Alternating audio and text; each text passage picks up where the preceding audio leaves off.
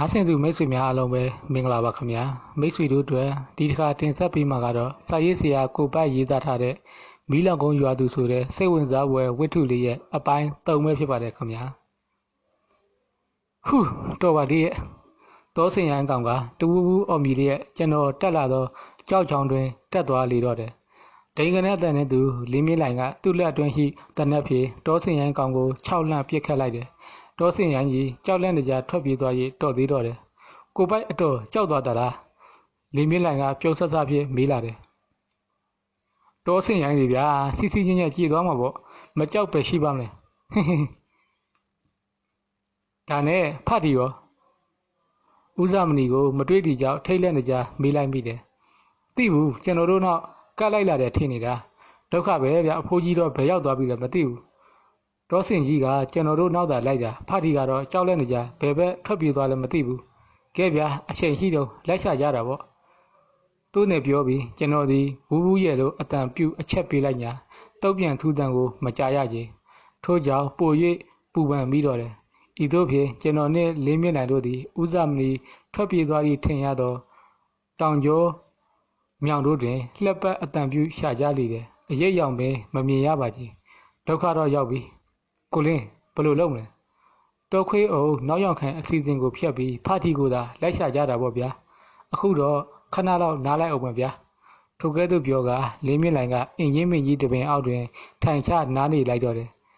ဒီနေ့တနေ့မကုန်မီဖာတီကိုအတွေ့လိုက်ရှာမှဖြစ်မယ်နှုံမဟုတ်ဖာတီတယောက်နေရေးစားရေးအဲ့ရအတွက်ဒုက္ခရောက်လိမ့်မယ်အသက်ကလည်းကြီးပြီမဟုတ်လားထိုကဲ့သို့လေးမြင့်လိုင်ပြောလာသည့်စကားသည်ကျွန်တော်အားဖတ်တီဦးဇမဏီပေါ်ပို၍စိုးရိမ်စိတ်ကိုဖြစ်စေတယ်တောတောင်ထဲတွင်တယောက်တည်းညအိမ်ညနေနေရခြင်းသည်မလွယ်ကူပါကြီးအဓိကမိမိစိတ်ကို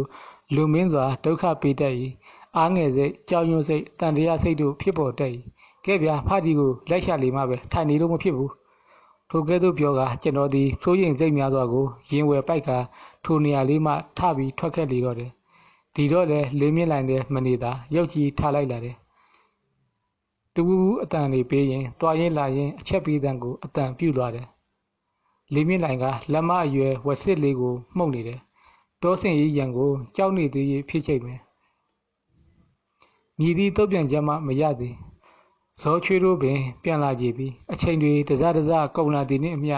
ပို၍စိုးရိမ်ပူပန်တော့ကဖြစ်ရတော့တယ်ဟေးအတန်ကုန်ဟိကျွေအတန်ပြုညာမြည်သည့်တုတ်ပြန်ချက်ကိုမှပြန်မလာကြီးပေမန်းပါလေကိုပိုက်ရဲ့အတန်ပြုမနေပါနဲ့တော့လေးမြင့်လိုင်ကသူ့နယ်စေတနာဖြစ်ပြောလာ၏ကျွန်ုပ်ဤစိုးရိမ်မှုလွန်ကဲပူပန်မှုလွန်ကဲနေသည်ကိုသိ၍ဖြစ်ကြတယ်တကယ်လေကျွန်တော်စိတ်မောလူမောဖြစ်ရချေပါတီကိုဖျားသခင်ဆောက်ချောက်ပါစေထိုကဲ့သို့သာပြောလိုက်ပြီးကျွန်တော်သည်ထိုင်ချလိုက်လေတယ်လေးမြင့်လိုင်သည်လည်းကျွန်တော်နားတွင်ကတ်ထိုင်လိုက်လေပြီကိုပိုက်ရေကျွန်တော်တို့လည်းဘယ်ရောက်လို့ဘယ်ပေါက်နေမှမသိဘူးထိုကဲ့သို့ပြောလာလေမှကျွန်တော်တို့သည်လည်းဘယ်ရောက်နေမှမသိဘူးသတိထားမိတော့တယ်ဟုတ်ပါကိုလင်းရဲ့ဒါပေမဲ့ကျွန်တော်တို့ကနှစ်ယောက်ဆိုတော့အဖော်ရှိကြသေးတယ်ဖတ်ထိမယ်တယောက်တည်းဗျဘယ်တက်နိုင်မလဲကိုပိုက်ရဲ့ဖြစ်သမျှအကြောင်းအကောင်းကြီးပေါ့ကျွန်တော်တို့ဘာဆက်လုပ်ကြမလဲတိုးနေပြောပြီးကျွန်တော်ဒီလင်းမြင့်လိုက်အိတ်ကက်တွင်မှဝစီကြီးပလင်းပြားလေးကိုဆွဲယူထုတ်လိုက်ပြီးတန်ကုန်မော့ပြီးတောက်လိုက်တယ်အေးဗျာကျွန်တော်လည်းမင်းနေတယ် sorry ဗျာပြောပြီးလင်းမြင့်လိုင်ကကျွန်တော်ထံမှပလင်းပြားလေးကိုပြန်ယူလိုက်ပြီးကျွန်တော်ကဲသို့ပင်တကြိုက်မော့တောက်လိုက်တော့တယ်ဤသို့ဖြင့်ကျွန်တော်တို့သည်လူနာစိတ်သားနားနေလိုက်ကြတော့တယ်အတန်ကြာတွင်စိတ်ပူပန်မှုပင်ပန်းနွမ်းနယ်မှုပျောက်ကင်းသွားတော့တယ်ထို့စဉ်ဟင်ကိုလင်းနားထောင်စမ်းတော်ခွေးအုပ်တန်ဗျထိုကဲ့သို့ပြောလိုက်သည်တွင်လေးမြင့်လိုင်ကခက်လန့်လန့်တောင်ကျောတုပ်တွင်လှမ်းအကဲခက်နားဆွလိုက်တယ်ဟုတ်တယ်ခွေးတန်သည်ဗျတားကောက်တကောင်ကိုတွေးနေလိုက်နေတဲ့ပုံပဲဗျဟုတ်ပြီကိုလင်းဖာတီကိုပြန်မစုံမဲ့တူအဲ့ဒီဘက်သွားကြစို့တော်ခွေးအုပ်ကိုပြန်ပြီးချေရခံပြီးပြီလို့ပြောရမှာပေါ့ကဲလားဤသို့ဖြင့်ကျွန်တော်တို့ဒီထိုခွေးတံများပေါ်ထွက်လာရဘက်သူတို့ဥတီလျှောက်ခဲ့ကြတော့တယ်ကျွန်တော်တို့ဒီမြောင်ကိုကျော်ချောင်းကိုဖြက်ကျောကိုဆင်းတက်ဖြစ်တစတောခွေးသူစူညံရဲ့ရှိရာသို့နီးကပ်လာကြတော့တယ်တခြားအတန်နဲ့တူနှစ်ယောက်စလုံးတနတ်မောင်းကိုတင်လိုက်ကြတယ်ကိုလင်းရှေ့ခွေးနေလောက်မှာဗျထို့သို့ပြောဆိုရင်ကျွန်တော်ဒီတောင်ကျောခွေးလေးကိုရုပ်ချီချိုးခွေးကလက်တွင်ရှိတနတ်ဖြစ်ထိုးချိတ်လိုက်တယ်ဟင် တော်ခွေးတော်ဝမ်းဝန်းနေသည်မှာကျွန်တော်တို့တွေးလို့သောဖတ်တီးကြီးပင်ဖြစ်ချတော့တယ်ဒိန်ကနေတန်တဲ့သူအချိန်မဆိုင်တော့ကြီးခွေးအုပ်တွင်ကြည်သောပြစ်သွင်းလိုက်တယ်တော်ခွေးတို့သည်ပြင်းထန်သောတနက်ရန်အားပောက်ကွဲတန်ကြောင့်ဖျူဖျဲအဝေးသို့ပြေးလွှားသွားကြတော့တယ်ဖတ်တီးဘာမှမကြောက်နဲ့ကျွန်တော်တို့လာပြီထိုကဲ့သို့ပြောပြီးကျွန်တော်သည်ကြည်သောကိုထပ်မံပြစ်ခတ်လိုက်ပြန်တယ်ထိုခိုက်မှာပင်တရွှွှွတန်တဲ့သူကျွန်တော်တနက်တန်ထွက်ပေါ်လာပြီးမရှိမနှောင်းမှာပင်ဆူရှသောလက်ခောက်မှုတ်တန်ပေါ်လာ၏ထိုလက်ခောက်မှုတ်တန်လာရသို့လှမ်းကြည့်လိုက်၏ဟင်သပင်ဖားလာနှင့်မိမပြူတူပါလားကျွန်တော်ဒီသူမကိုအံ့ဩမှင်သက်ကြည့်နေရမှာဦးဇမဏီကိုတတိရလိုက်သည်ဖြစ်၍လှည့်ကြည့်လိုက်ပြန်သည်ဟာဦးဇမဏီတွင်ခြေထောက်တွင်သွေးလန့်တည်းရဲ့နှိပ်ပါလားသူကြောင့်လူမင်းသာစိုးရိမ်မိသွားသည်ဖြင့်ဦးဇမဏီထံပြေးသွားလိုက်တယ်ဘလို့ဖြစ်ရတာလဲဖတ်သည်ရဲ့ထိုကဲ့သို့ပြောရင်အနာရောက်သွားလျင်ဦးဇမဏီဟာဖေးတွဲကမေးလိုက်တယ်လေးမြင့်လိုက်သည်လဲစိုးရိမ်ကြီးစွာဖြင့်ဖတ်တီခြေထောက်မှတန်ရာကိုတေချာဆန်းသက်ကြည့်တယ်ဆင်ရံကဝေးရကိုပြေးလာရကားနေဒီတောင်ကျောရောက်တော့မထင်မှတ်ပဲတော်ခွေးတကောင်တွေ့တော့ကြောက်လန့်နေကြပြစ်လိုက်မိတယ်တကယ်တော့မရည်ရပဲနဲ့ဖြစ်သွားရတာပထမတော့ဘာကောင်မှလည်းမသိတာကွာငါလက်ချက်နဲ့တည်သွားတဲ့တော်ခွေးကောင်ကိုကြည့်ပြီးစိတ်မကောင်းဖြစ်နေချိန်မှာမိမတယောက်ရောက်လာတယ်သူတယောက်တည်းငါလည်းရုတ်တရက်သူမကိုမြင်လိုက်ရတော့ထိတ်လန့်သွားတာပေါ့လူစင်စင်မဟုတ်ပါရဲ့လားပေါ့သူမကိုကြောင်ပြီးကြီးနေသေးမှာပဲဖတ်တီဘာလို့ခွေးကိုပြစ်တတ်တာလဲလို့မေးလာတယ်သူ့တန်ကြားမှာငါလည်းသူဟာလူစင်စစ်ပါလားလို့သိလိုက်ပြီးအတိပြန်ဝင်လာတော့တယ်ငါကမမျှော်လင့်ပဲမရည်ရွယ်ပဲပြစ်လိုက်မိတဲ့အကြောင်းပြန်ပြောတော့ဒါဖြစ်ရင်လည်းပြီးတာပဲနို့ဖတ်တီကဘယ်ရွာကလဲလို့မေးပြန်တယ်ငါမီးလောင်ကုန်းရွာကရွာသူကြီးပဲလို့လည်းပြောလိုက်ရောသူမမျက်နှာပြက်သွားပုံရတယ်သူငါ့ကိုမသိပေမဲ့ငါသူ့ကိုသိနေတာကိုဒါကြောင့်ဘသူလဲဘယ်ကလဲဘယ်မှာနေလဲမေးလိုက်ရင်ငါပဲစူးစူးတက်တက်ကြည့်လာပြီးဖတ်တီကတကြီးဥစိန်ထွားနဲ့ဘာတော်လဲမေးလာတော့တယ်ဥစိန်ထွားဆိုတာဘသူလဲဖတ်တီကျွန်တော်ကကြားဖြတ်ရိပ်မေးလိုက်တယ်ဥစိန်ထွားဆိုတာဟိုးရင်ငါတို့ရွာသူကြီးပေါ့ဩအဲ့ဒီစိန်ထွားတဲ့ငါနဲ့ဘာမှမတော်ဘူးဆိုလိုက်တော့အဲ့ဒါကောင်းတယ်လို့တကြီးဆိုတော့ပြောရအောင်မယ်ကိုရွာသူရွာသားတွေကိုကြောသားရင်သားမခွဲခြားပါနဲ့လို့ပြောပြီးလှည့်ထွက်သွားတော့တယ်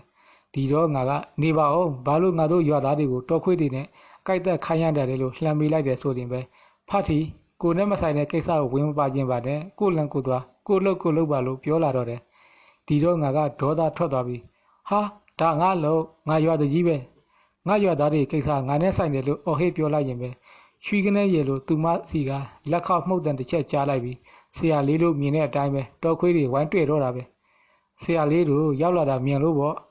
တကြီးပြောတကားကြားလိုက်ရသည်ကြောင့်သူမကိုယွန်စာမုန်တိစာလှမ်းကြည့်လိုက်တယ်ဟင်သူမမရှိတော့ပါလား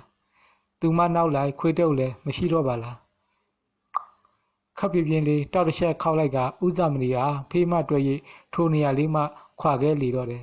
အလင်းသေးဆိုသလိုခက်လန်းလန်းနေရာလောက်တွင်ကိုယ်ဝိုက်သည့်ခက်လန်းလန်းနေရာလောက်တွင်တွေ့လိုက်သည့်ဝါးတဲဟောင်းတစ်ခုတွင်စကန်းချနားနေရန်ဆုံးဖြတ်လိုက်တယ်တောခွေးတို့အုံခဲကြိုက်ခဲခံလိုက်ရသောဖတ်တီခြေထောက်အနာများကိုလည်းစေကြောတန့်စင်စေလင်းပေးရအောင်မဟုတ်ပါလားဝါခုံတဲစကန်ဟောင်းကိုအနှဲငယ်ပြုပြင်ပြီးနောက်ဖတ်တီခြေထောက်တန်ရာကိုလေးမြင့်နိုင်ကဂယုတစိုက်စေဝါများလိမ့်ကြံပေးနေစဉ်ကျွန်တော်ကတနက်ကိုဆွဲယူ၍ညနေစာအလို့ငါဒီနာလေးတွင်တွားကြည့်အောင်ဗျာဟုပြောကစခန်းတဲလေးမှထွက်ခတ်လေတော့တယ်စခန်း၏ပတ်ဝန်းကျင်တွင်သားကောင်မတွေးသည်ဖြစ်၍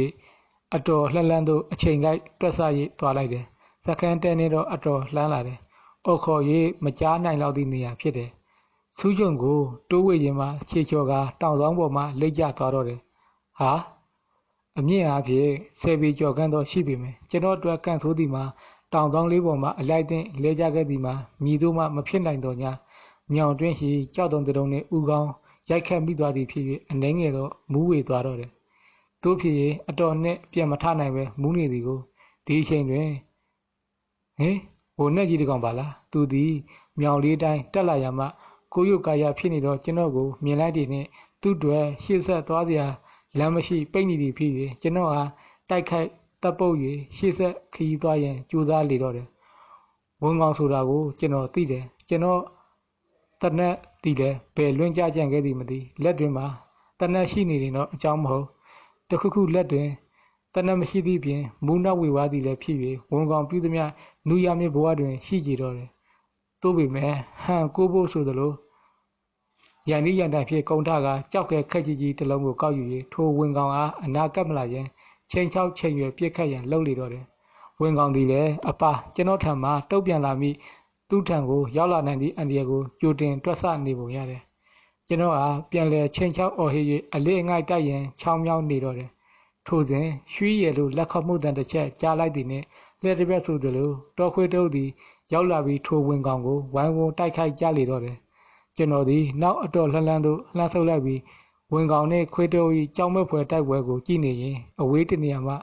ှထိုနေရာမှာဝေးရာသို့ပြေးလွှားရန်စဉ်းစားလိုက်တယ်ဘလို့မှမဖြစ်နိုင်နဘေးတွင်မတ်ဆောက်သောကပန်းရန်ရှိနေပြီနောက်ဘက်အတော်လှမ်းတွင်မြောင်စုံဖြစ်နေသည်တခုတော့ရှိသည်ထိုမြောင်ထိပ်ကံပါရံမှာတွဲလဲကျနေသောနွယ်သပင်ကိုခိုတွယ်တက်လျင်ထိုတိုက်ပွဲမှာဝေးရာသို့ရောက်သွားနိုင်တယ်သို့ပေမဲ့အဲ့လောက်ကျွန်တော်တွင်ခွန်အားမရှိသို့ဖြစ်၍ခွေးတုပ်ဝင်တကောင်၏တိုက်ပွဲကိုသာရင်တစ်ထိပ်ဖြင့်ငေးကြည့်နေမိတယ်ခွေးတုပ်ကိုနိုင်စေခြင်းတယ်သူညာထိုခွေးတုပ်သည်ဝင်ကောင်ကိုတိုက်ခိုက်အနိုင်ယူပြီးလျှင်ကျွန်တော်ပဲလှည့်လာရင်အခက်ထိုကဲ့သို့စဉ်းစားနေမိစဉ်မှာခွေးအုပ်သည်ဝန်ကောင်ကိုအသေးတတ်နိုင်လိုက်ပြီဖြစ်တယ်ခွေးတို့သည်တဆွဲသွားအဆွဲတို့ကိုသွေးတန်ရဲရဲမြင်တွေ့ရခြင်းကြောင့်ကြက်သိမ်းမှွေညင်းပင်ထမိသည်ခွေးတို့ကျွန်တော်ကိုလှည့်ကြည့်လာကြတော့တယ်ကျွန်တော်ကိုကြည့်ကမန်ဖီလာကြတော့တယ်ဖျားတော်ကလေးထိတ်လက်မိတယ်ပြေး၍လည်းလွတ်မြည်မဟုတ်ပြန်လဲခုခံဖို့ရလဲခွန်အားကမရှိထိုခွေးအုပ်ထဲမှတကောင်သောခွေးသည်တွေးတိုးဆန်းသည့်သဘောဖြင့်ကျွန်တော်ထံတိုးကပ်လာတယ်ကြံခွေးတို့သည်လည်းသူ၏လှုပ်ရှားမှုကိုစောင့်ကြည့်နေကြပုံရတယ်သူ၏လှုပ်ရှားမှုပေါ်တွင်မူတည်၍လိုက်လောက်ကြမိပုံလည်းဖြစ်တယ်သို့ကြောင့်ကျွန်တော်ဒီထိုခွေးကိုမျက်ရှိမပြတ်စူးစိုက်ကြည့်နေလိုက်တယ်ဘယ်အချိန်ကျွန်တော်ကိုစတင်တိုက်ခိုက်လာမည်ကိုတွက်ဆနေမိတယ်သူတကောင်တည်းဆိုရင်တော့အကြောင်းမဟုတ်သူကျွန်တော်ပေါ်ခုံလွှားတိုက်ခိုက်မှုစတင်သည်နှင့်ကြံအကောင်များဒီသူ့နဲ့ကျွန်တော်ကိုဝိုင်းပေကြပြီးရောမယ်ဖျားထိုစဉ်ရှူဆသောလက်ခေါမုတ်တန်တစ်ချက်ပေါ်လာပြန်တယ်ထို့သောနှင့်ထိုခွေးအပါဝင်ခွေးတို့သည်ကျွန်တော်အားကြောပေးကလှည့်ပြေးသွားကြတော့တယ်ဟူးဒီတော့မှပင်ကျွန်တော်လည်းတက်ပြင်ချနိုင်တော့တယ်ကြောပေးလှည့်ထွက်သွားသောကပယံထိတ်ကိုအမျိုးသမီးပြူကိုကြည့်ရင်စိတ်ကိုဆော့ချလိုက်တော့တယ်တပြိုင်နက်ဆိုသလိုဒိန်းကနေဆိုသည်တနက်တန်ကြားလိုက်ရတယ်ဟင်လှည့်တစ်ပြက်ဖြစ်သွားခြင်းဖြစ်တယ်ကျွန်တော်ဟာကြောပေးလှည့်ထွက်သွားသောသပင်ရှိနှင့်မိမပြူသည်တစ်ချက်ခွေရိုင်းလဲကျသွားပြီးကပြကတိပြန်ထကရွှေတစ်ခုတွင်ပြေးလွှားဝင်သွားတော့တယ်သူမနဲ့တူတော်ခွေတုပ်လည်းပါသွားကြတယ်ကိုလင်းဘလို့လှုပ်လိုက်တာလဲရန်ငွေဝေနေတဲ့တနက်ကိုကန်၍ကျွန်တော်ထံစိုးရိမ်ကြီးဟန်ဖြင့်ရှောက်လန်းလာနေတော့လင်းမြက်လိုင်ကိုကျွန်တော်ကမေးလိုက်တယ်ကျွန်တော်အမေကြောင့်လင်းမြက်လိုင်သည်အံ့ဩသွားပုံရတယ်ဘလို့ပြောလိုက်တာလဲကိုပိုက်ရဲ့ခမည်းကိုဒုက္ခပေးလာတဲ့တော်ခွေတို့ရဲ့အရှင်တခင်မကိုပြစ်လိုက်တာလေလင်းမြက်လိုင်တရားအခုမှရောက်လာတဲ့ဖြစ်အဖြစ်မှန်ကိုသိပုံမပေါ်ထို့ကြောင့်ကျွန်တော်ကတောင်ကဘာဆောင်မှာလက်ကျပုံမှာစ၍အကြောင်းစုံကိုပြောပြလိုက်တယ်ဟင်ဒါဖြစ်ဒီအမျိုးသမီးကကိုပိုက်ကိုလုံးဝဒုက္ခမပေးတဲ့ပြင်ဝန်ကောင်ကြီးရဲ့အန်ဒီရကနေဝင်ပြီးကကွယ်ပေးသွားတာပေါ့ဟုတ်တယ်တို့ဖြစ်ကျွန်တော်အမှားကြီးမှားပြီပေါ့ဒါပေမဲ့ကျွန်တော်သူ့ကိုမပြေးလွှားနိုင်အောင်ခြေထောက်ကိုပဲလှမ်းပစ်လိုက်တာပါတော်ပါသေးရဲ့ဗျာထိုကဲ့သို့ကျွန်တော်ကပြောလိုက်ပြီးခက်လန့်လန့်ရှိကျွန်တော်ရဲ့တနက်ကိုတွားကောက်ယူလိုက်တယ်ဆရာလင်းကလည်းဆရာပိုက်အတွက်စိုးရိမ်ပြီးကာကွယ်လိုက်တာပါကျုပ်တို့ဒီကလေးမနောက်လိုက်ကြတာပေါ့ဒဏ်ရာရတော့တော့ကဝေဝေရောက်လိမ့်မယ်မထင်ဘူးဆရာပိုက်အခြေအနေကောင်းတယ်မဟုတ်လားတောင်ကဘာကလက်ကျတဲ့အချိန်နဲ့နည်းနည်းလေးမူးသွားတာပါပဲခဏမှိတ်လိုက်ရဖြစ်ကောင်းသွားမှာပါထိုကဲ့သို့ပြောပြီးကျွန်တော်ဒီတစ်ပင်ငယ်တစ်ခုတွင်မိထန်ကမျက်လုံးအစုံကိုမှိတ်လျက်နားနေလိုက်တော့တယ်ထိုကဲ့သို့နားနေမှင်းနေလိုက်ရတဲ့ဖြင့်ခဏအကြာတွင်ကျွန်တော်သည်ခေါင်းကြည်လင်လန်းဆန်းလာလေတော့တယ်တို့ဖြစ်၍ကြပြကတိထလိုက်ပြီးကဲကိုလင်းတွားကြစို့ဟုပြောလိုက်သည်တွင်ဘယ်သွားမှာတော့ဟုလင်းမြင့်လိုင်ကမေးလာတယ်ထို့ကြောင့်ကိုလင်းပြစ်လိုက်လို့ဒဏ်ရာရသွားတဲ့အမျိုးသမီးနောက်ကိုဘောဟုပြောလိုက်တယ်အလိုလေးဗျာကိုကျမ်းမရေးကိုလည်းကိုဂရုစိုက်ပါဦးဗျာသူမနောက်ကဘယ်ချိန်လိုက်ကျွန်တော်တို့လက်ကပြေးမလို့နိုင်ပါဘူးလင်းမြင့်လိုင်ကထို့သူပြောလိုက်ပြီကျွန်တော်ကျမ်းမရေးကဘာမှမဖြစ်ဘူးကောင်းသွားပြီပဲအဲ့ဒီအမျိုးသမီးတွေစိုးရိမ်တာဗျသူရသွားတဲ့ဒဏ်ရာကပြင်းလားမသိဘူးဒုက္ခဖြစ်ရကြီးရဲ့သူမရဲ့ခွေးတွေဆိုတာလူမမဟုတ်တာ သူ့ကိုဘာလို့ပေးနိုင်မှာမို့လို့လဲ။အော်ဆရာပိုက်ရဲ့သူမအတွက်စိုးရိမ်နေရတယ်လို့ဒီတန်ရာကြောင့်တည်သွားတော့ဘာဖြစ်လဲ။သူဟာလူသက်သမားပဲ။အတလို့လူတွေကိုခွေးနဲ့ရှူတိုက်ပြီးလိုက်တက်နေတာပဲ။ဦးစာမဏီကိုကျွန်တော်စိတ်စိမ်ကြည့်နေလိုက်ပြီးအဲ့လိုမပြောပါနဲ့ဖတ်ထီကျွန်တော်အသက်ကိုကယ်လိုက်တာကိုကြည့်ကြအဖြစ်သူမမယ်လူသားဆန်တဲ့စိတ်ရှိနေသေးတယ်ဆိုတာကိုသိရတယ်။လူတကာကိုသူလိုက်တက်နေတာတော့မဖြစ်နိုင်ဘူး။သူ့မယ်ခိုင်လုံတဲ့အကြောင်းရင်းတော့ရှိကိုလိုက်တက်နေတာပဲဖြစ်လိမ့်မယ်။ထို့ကဲ့သို့ကျွန်တော်ကဒေါသတန်ဖြစ်ပြောလိုက်သည်တွင်လေးမြင့်လိုင်ကကျွန်တော်စိတ်ရင်ကိုတိသွားသည်ရောက်လာမသိ။ကဲပါကိုပိုက်ရဲ့ကျွန်တော်တို့ကကိုပိုက်ရဲ့ကျမ်းမာရေးကိုစိုးရိမ်လို့ပြောရတာပါ။ကောင်းပြီလေသူမနောက်ကိုလိုက်ကြည့်ကြတာပေါ့။ထို့သို့ပြောပြီးလေးမြင့်လိုင်ကသူမဝင်ရောက်ပြောက်ကွယ်သွားရာရှိုကြီးရှိရာသို့ရှေ့မှဥဆောင်သွားလေတော့တယ်။ဒီသို့ဖြင့်ကျွန်တော်တို့သည်ရှိုကြီးနားရောက်လာခဲ့ကြတော့တယ်။ဟာထို့ရှိုအနီးတစ်ဝိုက်တွင်တွေးဆက်များတွေးလိုက်သည့်ကြောင့်ကျွန်တော်ရင်ထိတ်သွားမိတယ်။သူမအတွက်လည်းစိုးရိမ်သွားမိတယ်။ကိုလင်းသူ့လှမ်းပြလိုက်တာသူ့ခြေထောက်ကိုပြစ်တာပါနော်။ကျွန်တော်၏အမေကြောင့်လေးမြင့်လိုင်ကပြုံးဆက်သူမျက်နှာဖြင့်ကျွန်တော်ကိုဆူဆိုင်ကြည့်ပြီးကိုပိုက်ရဲ့ကျွန်တော်အကြောင်းလဲအတိမဟုတ်လား။တိရက်နဲ့မင်းနေရတယ်လို့ဗျာ။ကျွန်တော်ကခြေထောက်ကိုပဲချိန်ရပြစ်လိုက်တာပါ။သူနဲ့တွေ့ရင်မယုံရင်ကြည့်ခြေထောက်နားမှာပဲဒဏ်ရာရှိလိမ့်မယ်။ခြေထောက်ဆိုတာတော့မှခြေသလုံးရဲ့ပါလေအာမခံပြောတယ်။တကယ်တော့ကျွန်တော်သူမအတွက်စိုးရိမ်လွန်မိခြင်းဖြစ်တယ်။လေးမြင့်လိုင်ကိုကျွန်တော်ယုံတယ်စိတ်ချတယ်။သူမအတွက်စိုးရိမ်လွန်လို့တာမိမိတာဖြစ်တယ်။ခွင့်လို့ပါဗျာ။တို့နဲ့လေးမြင့်လိုင်ကိုမျက်နှာငယ်လေးနဲ့ပြောလိုက်ရတယ်။သိပါတယ်ကိုပိုက်ရဲ့ဘာမှစိုးရိမ်မနေပါနဲ့အသက်အန္တရာယ်လုံးဝမရှိနိုင်ပါဘူး။ဒီနောက်ကျွန်တော်တို့ဒီထိုရှိုတဝိုက်ဆေးဆက်လှက်ပက်ရှာလိုက်ကြတယ်။ဘယ်ကိုဆက်လိုက်ရမည်လဲမသိတော့ကြီးကျွန်တော်ဇောချွေးပင်ပြန်နေတော့တယ်။လေးမြင့်လိုင်နဲ့ဦးစာမဏီတို့ဒီလည်းအာသက်တရောလှက်ပက်ရှာနေကြတယ်။ကျွန်တော်ဒီရှိုကြီးအပေါ်ဘက်တောင်ကျောပေါ်တို့ခက်ခက်တွေ့ဖက်တက်လိုက်တယ်။ထိုတောင်ကျောပေါ်ရှိရောက်သွားသည်တွင်မင်းတို့နာကြတော့ဒီနားမှာလည်းမရှိတော့ဘူးသူ့အတွက်လည်းဘာမှစိုးရိမ်ပူပန်မှုဖြစ်ကြတဲ့တော့သူရသွားတဲ့ဒဏ်ရာကလူအသက်နဲ့မပတ်သက်နိုင်ပါဘူးဟင်ရာဘူးနဝါရှိသည့်အတန်ကြောင့်လှည့်ကြည့်လိုက်တယ်ယသိဓမ္မပါဠဘလို့ဒီရောက်နေပါလေကျွန်တော်တို့တစုံတစ်ခုကိုလက်ရှာနေမှဘလို့သိပါလေကျွန်တော်ကအံ့ဩတကြီးတစုံတစ်ခုကိုမေးလိုက်မိလို့တွင်နေကိုပိုက်ဘာမှမမေးနဲ့ဒီမှာကြာနေလို့မကောင်းဘူးယသိရဲ့ကျောင်းသင်္ကန်းဒီနားမှာရှိတယ်ကိုပိုက်တို့လိုက်ခဲ့ကြယသိစီမှာတညအိတ်နားနေကြပေါ့ကိုပိုက်တို့ကိုပြောချင်တာတွေအများကြီးရှိတယ်မနဲ့ကြလျင်ဖြင့်ကိုပိုက်တို့တွေးကျင်တဲ့သူသွားလူတဲ့နေရာကိုညွှန်လိုက်မယ်ယသိဓမ္မပါဠကပြောလာတဲ့ဖြင့်ကျွန်တော်တို့ဒီထိုနေ့ထိုညတွင်ထိုရှိုရင်းနှင့်အတန်ငယ်ဝေးသည့်ယသိဓမ္မပါဠ၏ကျောင်းသင်္ကန်းတွင်တညတာတဲခိုလိုက်ကြတော့တယ်ယသိဓမ္မပါဠသည်ကျွန်တော်တို့ဟာသူမနှင့်တူပတ်သက်ဆက်နွယ်ပုံနှင့်သူမအကြောင်းကိုစိတ်ရှိလက်ရှိပြောပြလေတော့တယ်ယသိဓမ္မပါဠပြောပြသည်ကဤသို့စိတ်ဝင်စားဖွယ်ဇက်လံဖြစ်ချေတော့တယ်ထိုကဲ့သို့တာရဲကောင်၏မန်ဖီတန်တောခွေးတို့၏ကြောက်ရွံ့တုန်လှုပ်ဤတန်ကြောင့်ယသိဓမ္မပါဠသည်သူလျှောက်လန်းနေသောလမ်းမဖဲ့သွေ၍ထိုအတန်ပေါ်ထွက်ရာခြုံနယ်ပိတ်ပေါင်ရှုပ်တယ်လာသည်တောအုပ်လေးတွင်ဝင်လိုက်တယ်ဟင်မြင်လိုက်ရသောမြင်ကွင်းတွင်အံ့ဩစရာပင်ဖြစ်ချေတော့တယ်အမြင်မှားလေသားလို့ပင်ထင်လိုက်၍လက်ဖမိုးဖြင့်မျက်ဝန်းအစုံကိုပို့သက်ကြည့်လိုက်တယ်ယသိအကြည့်မမာအမြင်မမာကျက်တိတကောင်တောခွေးကြီးနှစ်ကောင်နဲ့တောခွေးပေါက်လေးနှစ်ကောင်ဆိုရင်အကြောင်းမဟုတ်ဘဲတွေမစီမဆိုင်လူသားမိန်းကလေးတယောက်ရှိနေရပါသည်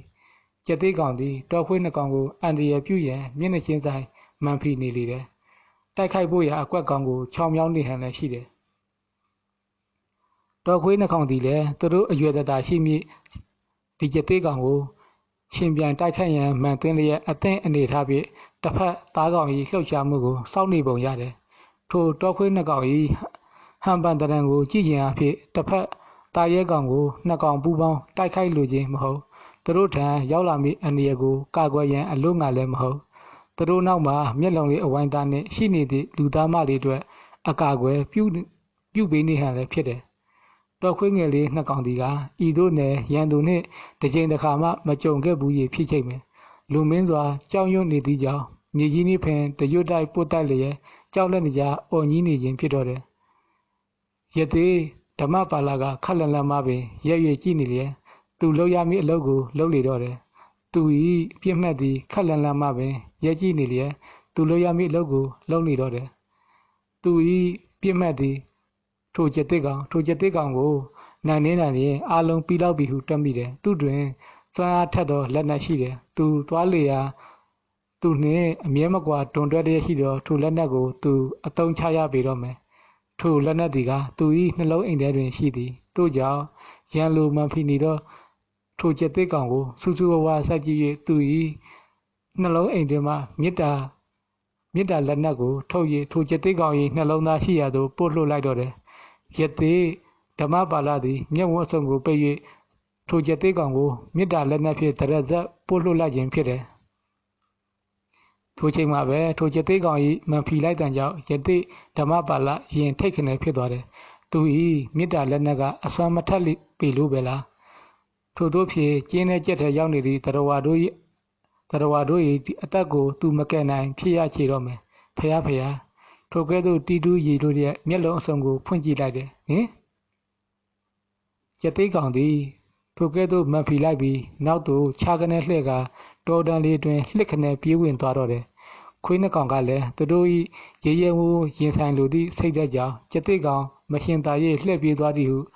တွက်လိုက်ပုံလည်းရတယ်ထိုကဲ့သို့ကျင်းဝါအော်ဟေလျက်ကျက်သေးကောင်ပြေးသွားရာနောက်သို့နှစ်ကောင်သားတက်ညီလက်ညီပြေးသွားကြတော့တယ်ယသိဓမ္မပါဠသည်ထိုခွေးနှစ်ကောင်ကိုငေးကြည့်လျက်ခေါင်းကိုတတ်တာညင်ညင်လေးခါလိုက်ပြီးတော့တယ်ပြီးနောက်မိန်းကလေး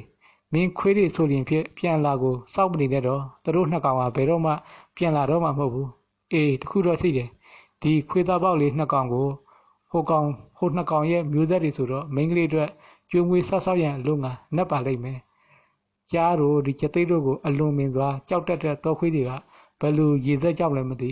မိန်းကလေးရဲ့အသက်ကိုသူတို့သဘောနဲ့သူတို့ကာကွယ်ပေးပုံရလေတယ်သူတို့မျိုးရိုးကမြင်လိုက်မယ်မထင်မဟုတ်ဘူးဆိုတာတော့မှဒီသားပေါက်လေးနှစ်ကောင်ကိုမိန်းကလေးအနေနဲ့တပြန်တစ်လှည့်ကြီးစုဆက်တဲ့အနေနဲ့ကျွေးမွေးဆောက်တင်တယ်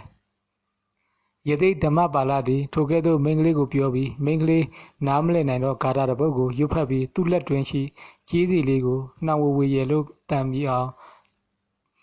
တစ်ဖက်လက်တွင်ရှိတစ်တာပုလေးဖြင့်ရိုက်ခတ်လိုက်ပြီးသူသွားနေကြလမ်းကြောင်းပေါ်သို့ပြန်သွားကထိုနေရာလေးမှထွက်သွားလေတော့တယ်မိန်းကလေးကထူးဆန်းသောထိုယသိကြီးကိုကြည့်ပြီးသူ့ခြေစုံအောက်တွင်ပြရခတ်ပုတ်တိပုတ်သက်ကုတ်နေသောတောခွေးပေါက်လေးနှစ်ကောင်ကိုကောက်ယူပွေ့ချလျက်ထိုနေရာလေးမှလှစ်ခနဲလှည့်ထွက်သွားတော့တယ်ယသိဓမ္မပါဠသည်သူသွားလာနေကြလမ်းကြောင်းတိုင်းရှောက်ခဲ့ရမှာအတန်ကြာခရီးအပေါက်တွင်ဆင်လန်းကွဲလေးတစ်ခုတို့အရောက်တွင်ထိုဆင်လန်းကွဲလေးထိတ်အရောက်တွင်ဘာကြောက်ရမသိယသိဓမ္မပါဠ၏စိတ်တွင်ထိတ်ခနဲဖြစ်သွားမိသည်ဖြူးနေသောဆင်လန်းတိုင်းလှမ်းကြည့်ရတာမြင်ရသောမြင်ကွင်းသည်မကောင်းကိုကံကြမ္မာကိုဖန်တီးကြသည်ပဲလေတော်ခွေးသည်အသေးနှစ်ကောင်ပေါ်တွင်ရှေ့လက်တင်၍တကောင်၏အသားဆိုင်ကိုကိုက်ဖဲ့နေသည့်ကျက်သေးသည်ယသိနှင့်မျက်လုံးချင်းစုံလိုက်သည်နှင့်ထိုနေရာလေးမှခြားကနေလှည့်ထွက်သွားတော့တယ်မိုက်လိုက်တဲ့တော်ခွေးနှစ်ကောင်ကျက်သေးကောင်သည်အကြောင်းကြောင့်ရောက်သူတို့အားချမ်းသာပေးရမှလှည့်ထွက်ခဲ့သည်ကိုသူတို့၏အာမန်တတိကိုကြောက်သွား၍လှည့်ပြေးသွားလေခြင်းဟုတွက်ကကိုအထင်ကြီးလျက်ကျက်သေးကောင်နောက်ကိုလိုက်ခဲ့ရမှသူတို့အသက်ပေးဆက်လိုက်ရခြင်းဖြစ်တော့၏ယသိဓမ္မပါဠသည်ထိုတောခွေးနှစ်ကောင်ကိုကြည့်ပြီးဂါထာတစ်ပုဒ်ကိုတူးညင်းစွာကျွတ်ဖတ်လိုက်ပြီးလက်တွင်ရှိကြီးစီလေးကိုနှောင်ဝဝရဲလို့အတန်ပြေအောင်တီးခတ်လိုက်လေတော့တယ်ထိုနေရာလေးမှာယသိလှည့်ထွက်ခဲ့သည်နှင့်ကျက်သေးကောင်သည်သူ၏အစာလုံးကခွေးသေးတစ်ကောင်ကိုတရွတ်တိုက်ကိုက်ဆွဲသွားလေတော့တယ်ယသိဓမ္မပါဠသည်တည်တည်သူများဆွယူခဲ့ပြီးပြန်လန်းတခြားထိုမိန်းကလေးငယ်လေးအကြောင်းကိုစဉ်းစားနေမိတယ်ဘသူပါလဲဘလို့ကြောင့်တောထဲတောင်ထဲရောက်နေပါတယ်လေယသိဓမ္မပါဠတရားတောမီနေထိုင်ခဲ့သည့်၄-၅ နှစ်ကာလတခြားဤတောတောင်တဝိုက်တောင်ရတဲ့မပြောလေနဲ့စင်စကားပင်မရှိဟုသိခဲ့ပြီးပြီခရီးသွားတခြားအာဂန်တို့တူလည်းမဖြစ်နိုင်ယသိတွက်ဆကြည့်သည်မှာဤတောတောင်ဝင်းကျင်သည်သူမနှင့်စိမ့်လားပေါ်တော့မပေါ်မြည်သို့ပင်ဆိုစေသူမအတွက်တော့ဖြင့်စိုးရိမ်မိသည်တော့အမှန်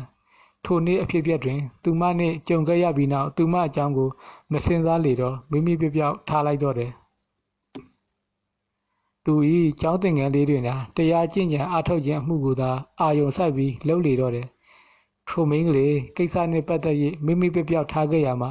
လုံးဝတတိမယမေးပြောက်သွားတော့တယ်ဤတောတောင်အနီးတစ်ဝိုက်ရှိရွာများသို့ပင်အသွားအလာတိတ်မလို့တော့ကြအကြောင်းအကြီးငယ်ရှိလေမှသွားလေတယ်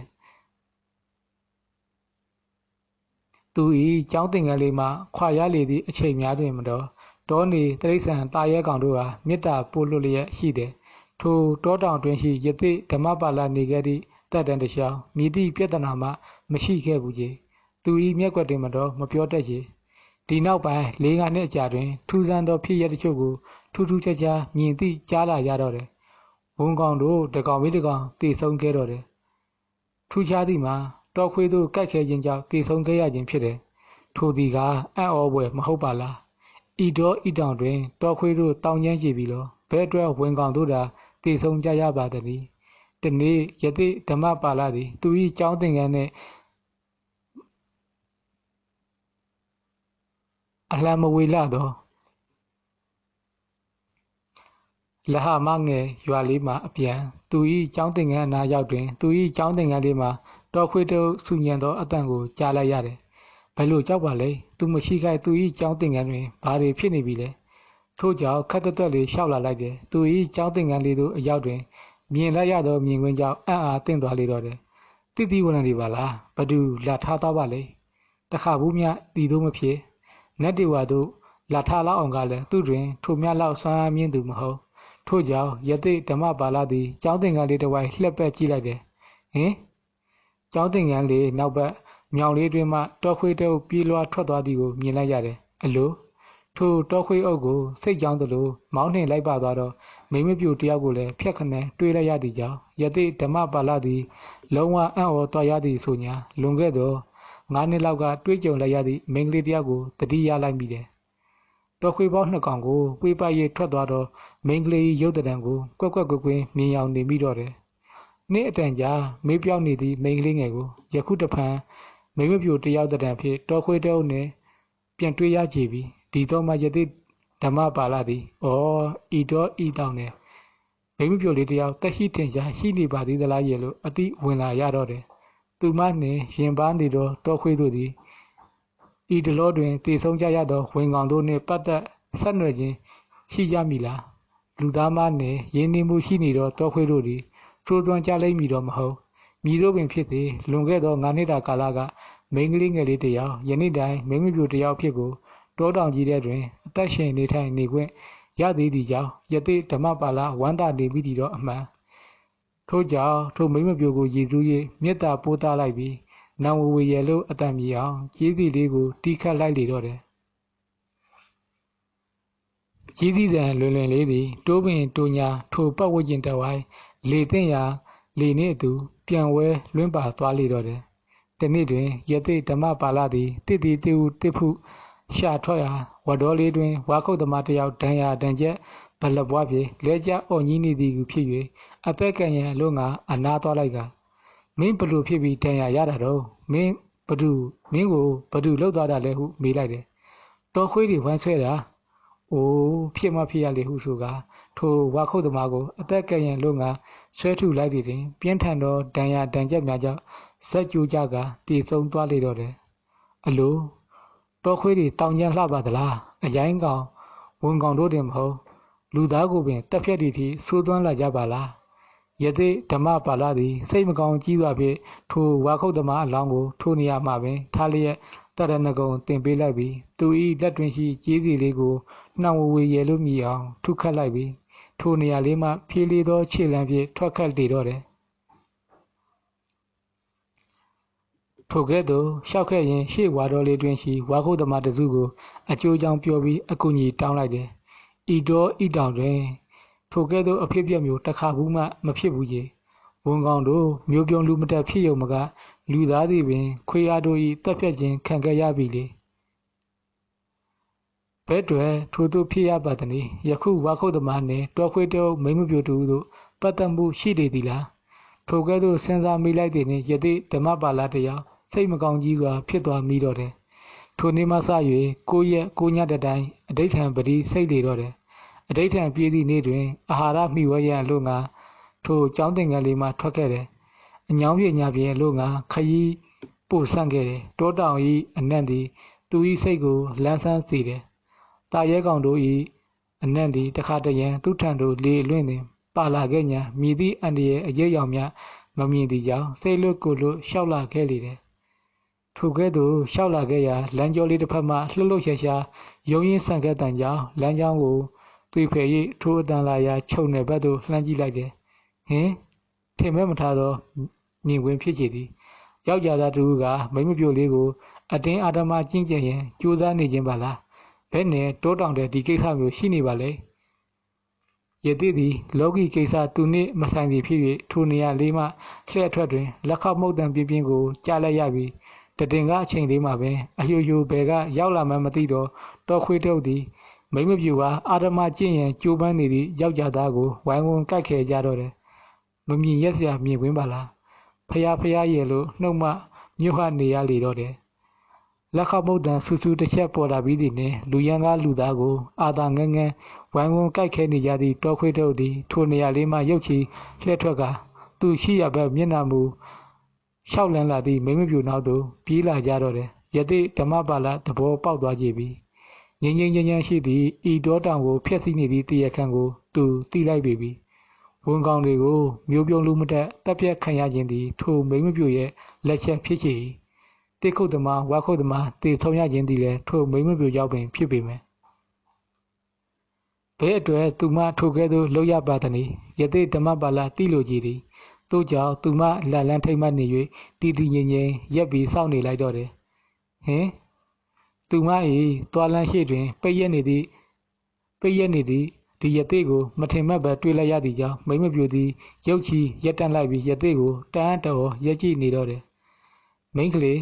မင်းဘာကြောင့်ဒီလိုလောက်ရတာလဲအပြစ်တင်လေတံဖြစ်မဟုတ်ပေမဲ့အပြစ်ကိုပြောပြလိုသည့်လေတံဖြစ်ပြောလိုက်တယ်သူမသည်ဥကောင်းကိုငုတ်လျက်ယူကျူးစွာခေါင်းငိုက်ဆိုင်ချ၍ငြိမ်သက်စွာရက်နေရဖြစ်တယ်ယသိမိသာကြားလျင်ဖြေပါအောင်ကွယ်ဒီတွင်တော့မိမပြိုသည်လေတံတက်ဖြင့်ငါ့ကိုသူကအတင်းအာဓမပြုဖို့ကြိုးစားလို့ရှက်ကိုရှက်ကံဖြင့်ပြောလေတယ်သူမပြောသည်ကိုယသိလက်ခံနိုင်တဲ့လောက်လက်ခံတယ်ဘဲအတွက်မူယသိကိုယ်တိုင်မျက်မြင်ကိုယ်တွေ့ပင်မဟုတ်လားဒါပေမဲ့ဒီလောက်ကြီးတော့မဖြစ်သင့်ဘူးတောခွေးတွေကလူလောက်တော့ပဲစဉ်းစားဆင်ခြင်နိုင်ကြမလဲဒါလည်းဟုတ်တာပဲတောရိုင်းတိရစ္ဆာန်ကောင်တွေဆိုတော့တခင်မခိုင်းသည့်တိုင်လှုပ်ပေးတတ်ခြင်းပဲရှိမှာပေါ့အကောင်ဆိုပဲစဉ်းစားချင်းချင်းတက်ပါမလဲထားပါတော့လေဒါဖြင့်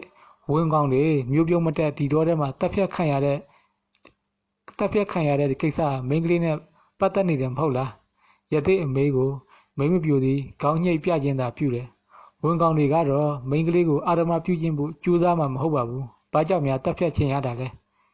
ဒါကတော့ကျမအမေရဲ့အလိုကြပါဟေးသူမအဖြစ်ကြောင့်ယသိဓမ္မပါဠတယောက်လူမင်းစွာအံ့ဩသွားရတော့တယ်ဘာရဲ့မင်းအမေလိုကြဟာလားမိန်းကလေးအမေကဘာလို့ဝန်ကောင်တွေကိုမျိုးပြုံးလူမတက်တက်ဖြတ်ခြင်းရတာလဲဒါကတော့အမေကိုပဲမေးလို့ရမယ်ငါကအမေသမီးဆိုတော့အမေခိုင်းတာလုပ်ပေးရမှာပဲဝန်ကောင်တွေကိုကလေးသားချေရမယ်လို့ပဲပြောဘူးတယ်ဟေးဘာကြောင့်မင်းကလေးသားချေရတာလဲတဲ့အဲ့ဒါတော့အမေမပြောဘူးငါ့ကိုအဖေမရှိအောင်ဝန်ကောင်တွေကလှုပ်တာတဲ့လူတွေနဲ့ဝေးရာဒီတောတောင်ကြီးထဲမှာငါတို့လာနေရတာဝန်ကောင်ကြောက်တဲ့ငါမှအကိုတွေရှိခဲ့ဘူးတဲ့အဲ့ဒီအကိုတွေနဲ့ငါအခုလိုတပွဲတပြားဖြစ်အောင်ဒီဝန်ကောင်တွေပဲလှုပ်တာတဲ့ဒါကြောင့်ငါ့ကိုဝန်ကောင်ကြီးကြီးငယ်တွေ့တဲ့နေရာတိုင်းမှာတတ်ရမယ်လို့ပြောဘူးတယ်ဟေးယသိဓမ္မပါဠတယောက်မိမပြိုကိုကြည့်ပြီးအံ့အားသင့်နေပြီးတော့တယ်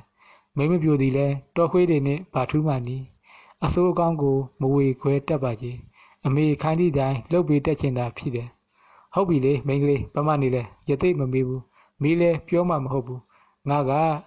ယသိဆိုတော့ကလူကိစ္စတွေနဲ့မပတ်သက်ရှင်ဘူးမပတ်သက်သင့်ဘူးအေးတခုပဲယသိပြောရင်လည်းကံဤအကျိုးဆိုတာရှိတယ်မကောင်းတာလုပ်ရင်မကောင်းတာဖြစ်မယ်ကောင်းတာလုပ်ရင်တော့ကောင်းတာဖြစ်မယ်သူငယ်သာပြောပြီးယသိဓမ္မပါဠသည်မိမပြူလုံးဝနားမလည်နိုင်တော့တပ်ပေတတ်တာအဝေရာဟွန်းတုရဲ့လို့ရွတ်ဆိုလိုက်ပြီးသူ့လက်တွင်းရှိကြီးစီလေးကိုနှောင်ဝေရဲ့လို့မြည်အောင်ထုလိုက်လေတော့တယ်မိမပြူကသူမအားကြောပေးလျှောက်လန်း ထွက်ခွာသွားသည့်ရသေးကိုကြောပြင်ကိုငေးကြီးလျက်မှတဖြည်းဖြည်းပီတိပြုံးလာလေတော့တယ်ထိုကဲ့သို့မိမ့်မပြိုပြုံးလိုက်ခြင်းသည်နှောင်ဝေရလို့အော်မီလာသည့်ကြီးသည့်တန်လေးကိုသဘောကျ၍ဖြစ်ချေတော့တယ်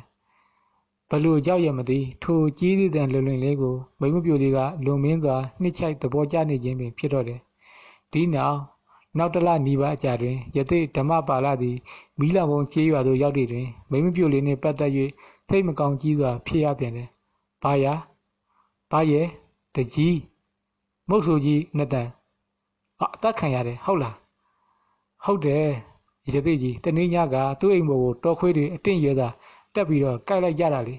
မဖြစ်နိုင်တာရသေးကြီးကမိမ့်မပြိုဘက်မှကာကွယ်လူရည်သာမဟုတ်တော်ခွေးတွေရွာရင်းဝင်လာပြီးလူနေအိမ်ပေါ်သို့တိုင်အတင့်ရဲစွာဖြင့်ကျူးကျော်တက်ရောက်လူသားကိုဒုက္ခပေးလာကြခြင်းသည်လုံးဝမဖြစ်နိုင်ဟုတွက်လိုက်၍ဖြစ်တယ်မယုံမရှိနဲ့ဒီတော်ခွေးတွေအင်မတန်ဆိုးတွန်းအတင့်ရဲလုံးနေပြီးစဉ်းစားစရာတစ်ခုတော့ရှိတယ်ရသေးကြီးရဲ့ဘာများတော့ပြောပါဦးဒီတော်ခွေးတွေကိုတယောက်ကထိန်းချုပ်ထားဖို့ရတယ်ဟင်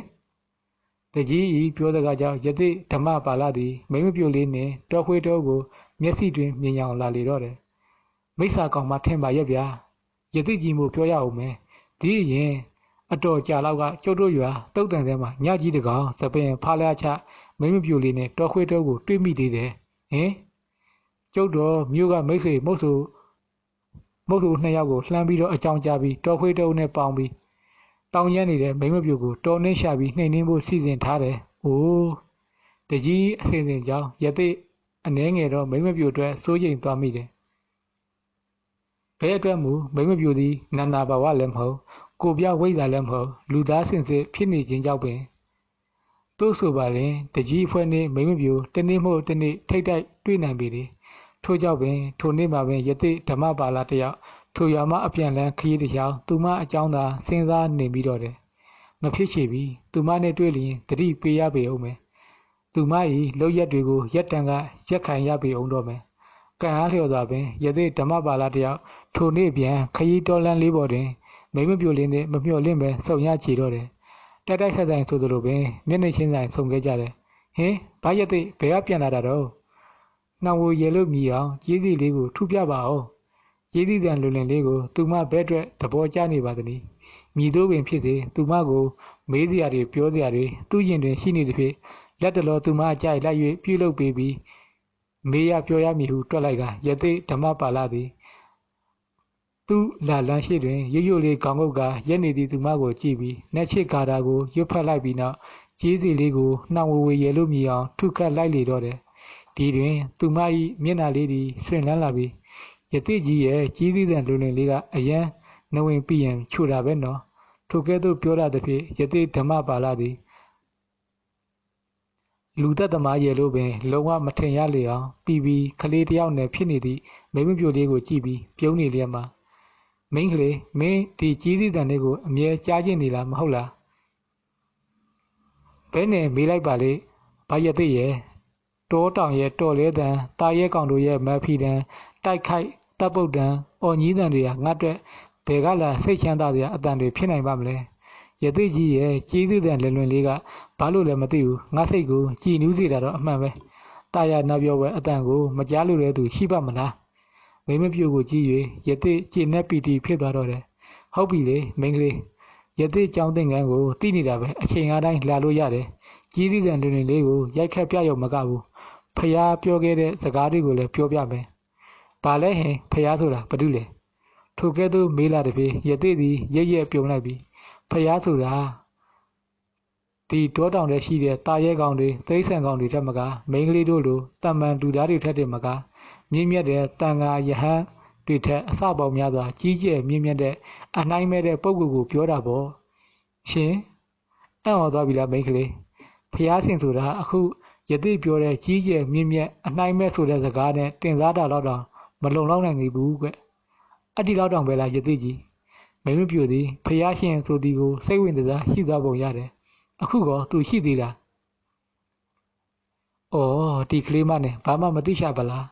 အေးလေတော်တဲ့တောင်ထဲမှာတာရဲတရိษံကောင်တွေရဲ့ဘဝအကျိုးပဲရတူတူနေရလေတော့သူမကိုအပြစ်မဆွရဲကြီးထို့ကြောင့်ဘယ်ရှိပါတော့မလဲကွယ်မဟာတက္ကရာ148 ကဆုံလာပြည့်နေ့ကလေးကပြိဋိဘံဆန့်ခဲ့ပြီလေဘာလဲပြိဋိဘံဆန့်တယ်ဆိုတာဩပြိဋိဘံဆိုတယ်ဆိုတာပြိဋိဘံဆန့်တယ်ဆိုတာတည်ဆုံးသွားတာကိုပြောတာအဲ့လိုလို့ကဘာရသိကြီးရဲ့ပြိဋိဘံဆန့်တယ်ဆိုတော့ငါမနားမလဲတာမဟုတ်ဘူးကလေးမရဲ့လောကမှာအမြင့်မြတ်ဆုံးပုဂ္ဂိုလ်ဆိုတော့တည်တယ်လို့မပြောရဘူးပြိဋိဘံဆန့်တယ်လို့သုံးလုံးပြောမှတော့ရကြတယ်မိမပြိုနားလဲသည်မသိခေါင်းတော့တဆက်ဆက်ညှိနေလေတော့တယ်ပြီးနောက်ဟုတ်ပါပြီဘာရသိကြီးပြောတဲ့ဖះရှင်ပြောခဲ့တဲ့စကားတွေကိုငါ့ကိုပြောပြမယ်လားငါ့ကိုသိစေမယ်လားဟုတ်တယ်အခုကြီးစည်းတန်လွင်နေထက်တာယာနာပြောဝဲကောင်းတဲ့စကားတန်တွေပေါ့ထို့ကဲ့သို့ရသိပြောလိုက်တဲ့တွင်မိမပြိုသည်တစ်ချက်တွေ့ဝေစဉ်းစားလိုက်ပြီးဟုတ်ပြီငါအားတဲ့ချိန်လာခဲ့မယ်ဟုဆိုကနေရာမှလှမ်းထွက်သွားတဲ့ဖြင့်ယသိဓမ္မပါဠသည်ကြပြကြီးဟဲ့မင်းကလေးနေဦးပြောစရာရှိတယ်ထိုကဲ့သို့ဟန့်တားလိုက်ရတော့တယ်ပြောလေပါယသိကြီးဗာများတော့ဒီတွင်ယသိဓမ္မပါဠသည်မိလောင်ကုန်းရွာသားမုတ်ဆိုကြီးတည်ဆုံးခြင်းနှင့်ပတ်သက်၍မိန်းကလေးနှင့်ပတ်သက်မှုရှိမရှိမေးလိုက်တယ်ဒီတွင်မိမပြိုသည်အကြီးအကျယ်မျက်နှာပြတ်သွားတယ်ဒါအမေကိုမေးအမေခိုင်းလို့လောက်ရတာငါလဲတော့မတတ်ချင်ပါဘူးအမေကပြောတာအဲ့ဒီလူကတည်တင်တယ်တဲ့ဘာလို့လဲအဲ့ဒါလဲအမေပဲသိမယ်ထိုကဲ့သို့ဆိုကခြားကနေလှည့်ထွက်သွားတော့တယ်ဟင်သူမ၏ကြောပြင်းကိုကြည့်၍ယသိဓမ္မပါဠတယောက်တက်ပြင်းတစ်ချက်ချလိုက်တော့တယ်သူမတွင်အမေရှိနေပေလိမ့်မယ်မိမပြိုစကားအရာမုတ်ဆိုကြီးနာတန်တည်ဆုံးရခြင်းသည်သူမနှင့်ပတ်သက်နေသည်မှာထင်ရှားနေကြပြီဘာလို့များတကူးတကမီးလောက်ကုန်းရွာသွားပြီးလူတက်ချင်းကိုလှုပ်ရတာပါလေသူ့အမေကဘာတူလဲ